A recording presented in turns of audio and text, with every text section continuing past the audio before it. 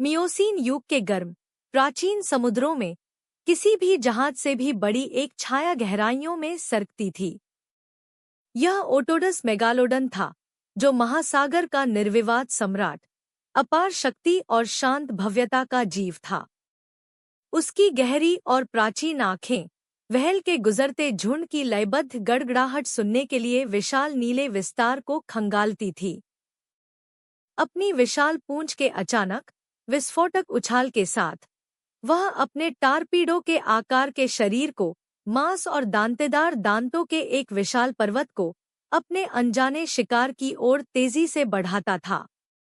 इसका प्रभाव प्रलयकारी होता था, एक ऐसी शक्ति जो हड्डियों को कुचलने और मांस को चीरने में सक्षम थी, जिससे फिरोजी पानी पर एक गहरा लाल दाग छूट जाता था। लाखों वर्षों तक मेगालोडन ने सर्वोच्च शासन किया, एक ऐसा शीर्ष शिकारी जिसकी मात्र उपस्थिति ने समुद्री पारिस्थितिकी तंत्र को आकार दिया, गहरे समुद्र का एक सच्चा टाइटन। अमेज़न के घने जंगलों में एक रहस्यमय सांप विचरण करता है। इसके शल्क, हरे और नीले रंगों का एक इंद्रधनुषी मिश्रण, शायद ही कभी चमकते हुए देखे जाते हैं। किंवदंतियां इसके विशाल आकार और प्राचीन ज्ञान की फुसफुसाहट करती हैं। यह मायावी और रहस्यमय जीव घने पत्तों के बीच से सरकता है। प्राचीन पन्ना जैसे घने जंगल के हृदय में अलारा नाम की एक हथिनी रहती थी, जिसके दांत पुराने चांद के वर्धमान जैसे मुड़े हुए थे और जिसकी खाल सबसे पुराने पेड़ों की छाल जितनी झुर्रियों वाली और बुद्धिमान थी। वह अपने झुंड में न तो सबसे बड़ी थी और न ही सबसे ज्यादा आवाज करने वाली, लेकिन उसके पास एक शांत शक्ति और जंगल की लय की गहरी समझ थी। एक सूखे मौसम में नदी, जो आमतौर पर जीवन की एक व्यस्त धमनी होती थी, एक धीमी बड़बड़ाहट में बदल गई। धरती फटने लगी और जंगल की जीवंत हरियाली फीकी पड़ने लगी। पशु साम्राज्य में डर फैल गया, लेकिन अलारा को पीढ़ियों से चली आ रही कहानियां याद थी। एक छिपे हुए झरने की फुसफुसाहट, जो परिचित रास्तों से बहुत दूर था और जिसे कुछ पुराने, अब न रहे बुजुर्ग ही जानते थे। भारी मन से, लेकिन एक दृढ़ आत्मा के साथ, अलारा ने अपने झुंड का नेतृत्व किया। दिन रातों में बदल गए, पानी की अंतहीन खोज में बीतते रहे। युवा बछड़े बिलख रहे थे और सबसे मजबूत नर हाथी भी थकान के लक्षण दिखा रहे थे। हालांकि अलारा आगे बढ़ती रही, उसकी सूंड लगातार सूखी हवा को परख रही थी। उसके कान जंगल की शांत आवाजों से नमी का कोई भी संकेत छान रहे थे। आखिरकार, जो अनंत काल जैसा लगा, उसके बाद एक हल्की, मीठी गंध उसकी इंद्रियों को गुदगुदाने लगी। यह नम मिट्टी, काई और ताजे पानी की गंध थी। उसने चिंघाड़ा, एक आनंदमय ध्वनि जो सूखे पेड़ों में गूंज उठी और उसके थके हुए परिवार को पुनर्जीवित कर दिया। नई शक्ति के साथ वे उसके पीछे पीछे चले, घनी झाड़ियों से धकेलते हुए तब तक आगे बढ़े जब तक कि आखिरकार वे एक खुले मैदान में नहीं पहुंच गए। वहां पुराने बरगद के पेड़ों की छांव में बसा हुआ एक छिपा हुआ झरना था, जिसका पानी साफ और ठंडा बह रहा था। झुंड आगे बढ़ा, उनकी प्यास बुझाने वाली चुस्की लंबी, संतुष्टिदायक सांसों में बदल गई। अलारा ने देखा, एक शांत खुशी उसे घेर रही थी।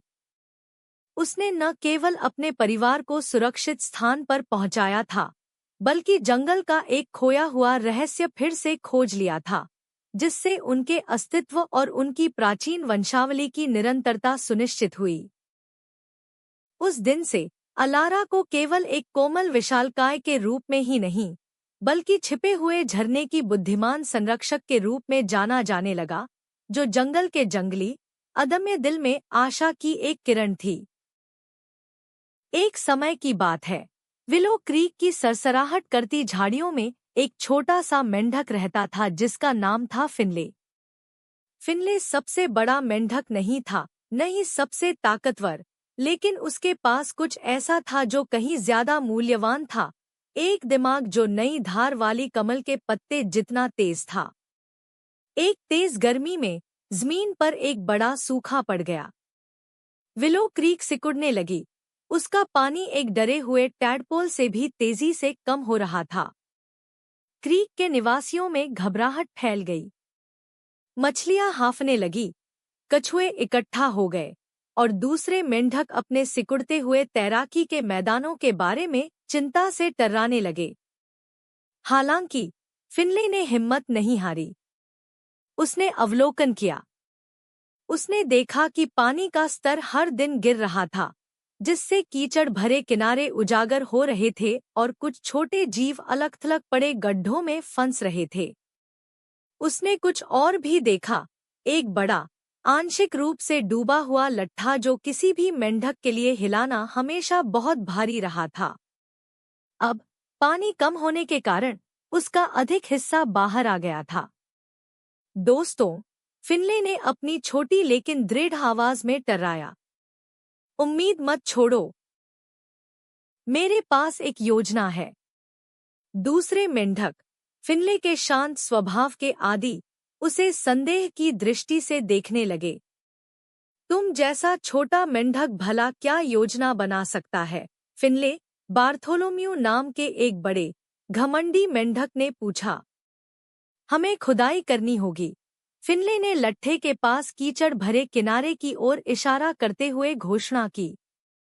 कोई भी गड्ढा नहीं, बल्कि एक नहर। यदि हम क्रीक के सबसे गहरे हिस्से से उस बड़े लट्ठे तक एक नहर खोद सकते हैं, तो हम लट्ठे को नहर में धकेल सकते हैं। लट्ठा भारी होने के कारण पानी को विस्थापित करेगा और वह विस्थापित पानी हमारे सिकुड़ते हुए तालाबों को भर देगा। दूसरे मेंढकों ने मजाक उड़ाया। खुदाई? हम मेंढक हैं, तिल नहीं, आवाजों के एक कोरस ने चिल्लाया। और उस लट्ठे को हिलाना? असंभव। यह असंभव नहीं है अगर हम मिलकर काम करें, फिनले ने जोर दिया। सूखने के कारण कीचड़ नरम है और लट्ठा पानी में जमीन की तुलना में हल्का है। विस्थापित पानी ही हमारी मुक्ति होगी। अनिच्छा से कुछ युवा मेंढक फिनले के आत्मविश्वास से उत्सुक होकर अपनी मजबूत पिछली टांगों से कीचड़ को स्कूपिंग करने लगे। धीरे धीरे बड़ी मेहनत से एक संकरी खाई बनने लगी। फिनले इधर-उधर फुदकता रहा, उनके प्रयासों को निर्देशित करता रहा, सबसे नरम स्थानों को ढूंढता रहा और उन्हें अपने जालीदार पैरों का सबसे प्रभावी ढंग से उपयोग करना सिखाता रहा। दिन एक सप्ताह में बदल गए। सूरज तप रहा था, लेकिन मेंढक काम करते रहे, फिनले की अटूट भावना से प्रोत्साहित होते रहे। नहर गहरी होती गई, इंच दर इंच विशाल लट्ठे के करीब पहुंचती गई। आखिरकार वह दिन आया जब नहर पूरी हो गई, जो सिकुड़ती हुई मुख्य क्रीक से लट्ठे के किनारे तक फैली हुई थी। अब लट्ठे के लिए, फिनले ने पुकारा। उसने सभी मेंढकों को इकट्ठा किया, यहाँ तक कि बार्थोलोम्यू को भी, जो प्रगति देखकर आस्तिक बन गया था। साथ मिलकर उन्होंने धकेला और धक्का दिया। उनके छोटे शरीर तनाव में थे। लट्ठा उथले पानी में भी तैरता हुआ चरचराने और कराहने लगा, धीरे धीरे नई खोदी गई नहर में सरकने लगा। एक सामूहिक छप-छप के साथ लट्ठा खाई में बैठ गया और जैसा कि फिनले ने भविष्यवाणी की थी, पानी की एक लहर बाहर की ओर फैल गई। उनके चारों ओर फंसे हुए तालाब सूज गए और एक बार फिर मुख्य क्रीक से जुड़ गए।